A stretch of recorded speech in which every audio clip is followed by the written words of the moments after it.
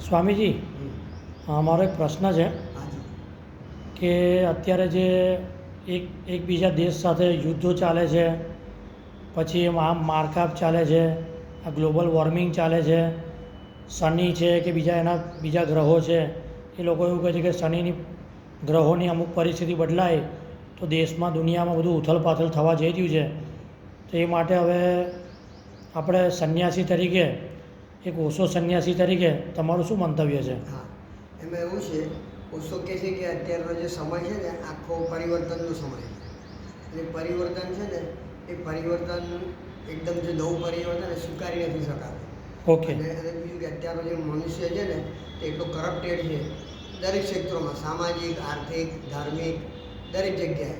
અને બધાને છે તે શું કહેવાય, પોતાની જે રેઢિયાળ જિંદગી જીવી છે એમાં જ જીવવું છે. હવે જે અત્યારે જે આખો જે પરિવર્તન પૃથ્વી પર આવી રહ્યું છે તેમાં એવું કહેવા માગે છે કે તમારે તમારી ચેતનાનું ઉર્ધ્વગતિ કરવી પડે. ઓકે. અને તમે ચેતનાનું અધોગતિમાં જુઓ છો તો એ લોકો પર કુદરતનો કેર વધારે વરસ. ઓકે. જે લોકો પોતાની ચેતનાનું ઉર્ધ્વગતિ કરશે અને સદગુરુના આશીષ લેશે તો એના માટે તમારે પ્રયત્નો કરવો પડે, ધ્યાન કરવા પડે, સાધના કરવા પડે, ઓશોને સાંભળવા પડે, સદગુરુને.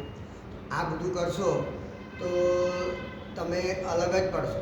અને અસ્તિત્વમાં એવું છે કે જે આવી સારી ચેતનાઓ છે જે આધ્યાત્મિક તરફ જઈ રહી છે તો એ અસ્તિત્વ સપોર્ટ આપે. અને જે અધોગતિ તરફ એટલે કે સાંસારિક બાબતોમાં વધારે પીડા થાય છે, કરપ્શન કરવું છે, ઢીકણું કરવું છે, બધું જ કરવું છે, બધાને પૈસા કમાવા અને નામ જોઈએ છે. તો આ દોડમાં જે પડશે એ લોકો પર એના આ અસ્તિત્વ પર સટાકા પડશે. અને જો જે લોકોને થશે કે ના ભાઈ ઉર્ધ્વગતિ થવું છે તો એના માટે અસ્તિત્વ સહકાર આપશે.